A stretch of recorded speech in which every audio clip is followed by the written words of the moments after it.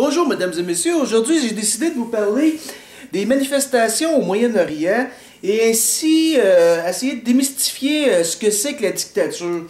Bon, nous vivons présentement une époque où il y a des dictateurs dans le monde, puis il y a des endroits où il y a des semblants de démocratie, des démocraties déguisées. Et je pense que nous regardons le monde d'une façon assez condescendante, parce que la réalité, c'est que nous, en tant que gens qui vivons dans une démocratie, nous pensons que nous avons la liberté.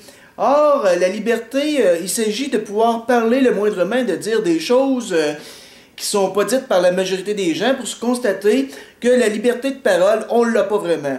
Deuxièmement, c'est quoi qui différencie un président comme celui de l'Égypte à celui et également celui de la Tunisie ou même d'Haïti qui était là depuis 30 ans, 25 ans, 22 ans, je sais pas trop, à des politiciens qui sont élus ici au Québec depuis la formation des partis.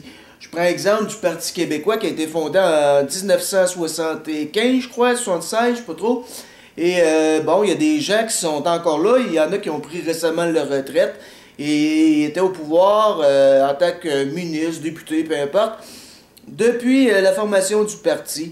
Donc, à un moment donné, je pense qu'il faut aller plus loin un peu que la petite projection qu'on a dans les médias et s'ouvrir les yeux et s'apercevoir que la différence entre ces gens-là qui manifestent et nous, c'est que eux, ils ont allumé à un moment donné, ils ont pris conscience qu'ils vivaient dans une dictature et qu'ils se faisaient passer un sapin, tandis que nous, on dort au gaz.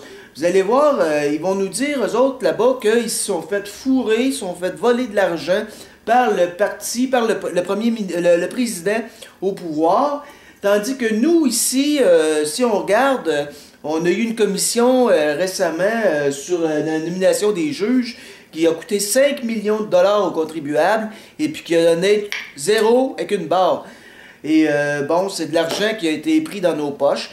Deuxièmement, il y a une femme là, en chaise roulante, je n'aimerais pas son nom parce qu'elle n'a pas encore été reconnue coupable, mais elle est accusée de fraude envers la population.